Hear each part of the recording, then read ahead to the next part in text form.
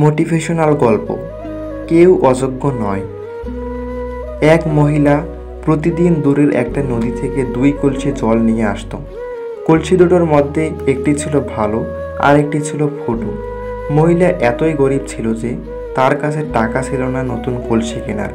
সে প্রতিদিন ওই কলসি করে জল আনত এবং বাড়ি পৌঁছতে পৌঁছতে ফুটো কলসির জল অর্ধেক হয়ে যেত। এভাবে প্রতিদিন চলার পর ফুটো কলসির খুব কষ্ট হতে লাগলো। সে দেখত মহিলা প্রতিদিন কত কষ্ট করে জল নিয়ে যায়, কিন্তু তার অর্ধেক জল রাস্তায় পড়ে যায়। ভালো কলসিটিকে দেখে ফুটো কলসির মন আরও খারাপ হয়ে যায়। ফুটো কলসিটি মনে মনে ভাবে সে কতটা অসহায় যে তার মালিকের জন্য 1 কলসি জল নিয়ে যেতে পারে না। ফুটো কলসিটির দুঃখ দেখে একদিন ভগবান তার সামনে এলেন। ভগবান তাকে বললেন, মন খারাপ করো না, তোমার অর্ধেক জল নষ্ট হচ্ছে না, এটি একটি মহান কাজে লাগছে। তুমি প্রতিদিন রাস্তার যেদিকে থাকো সেই দিকে তোমার জল পড়ে।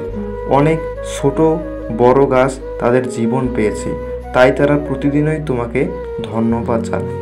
পরের দিন ফুটো কলসিটি রাস্তায় যেতে যেতে লক্ষ্য করলো সে রাস্তার যেদিকে থাকে সেই দিকে অনেক সুন্দর সুন্দর ফুল ফুটে আছে, কিন্তু রাস্তার অপর দিকে অর্থাৎ যেদিকে ভালো কলসিটা থাকে সেই দিকের সমস্ত গাছ ঘাস সব শুকিয়ে গেছে। এই পৃথিবীতে যা কিছু ঘটে সব কিছুর পেছনে কোনো না কোনো কারণ অবশ্যই থাকে। কোনো কিছুই এমনই ঘটে না। তাই নিজেকে কখনোই বেকার বা অযোগ্য ভাববেন না। আপনার মধ্যে হয়তো এমন কোনো গুণ আছে যার দ্বারা এই পৃথিবীর ভালো করা সম্ভব। এই পৃথিবীতে কেউ অযোগ্য নয়।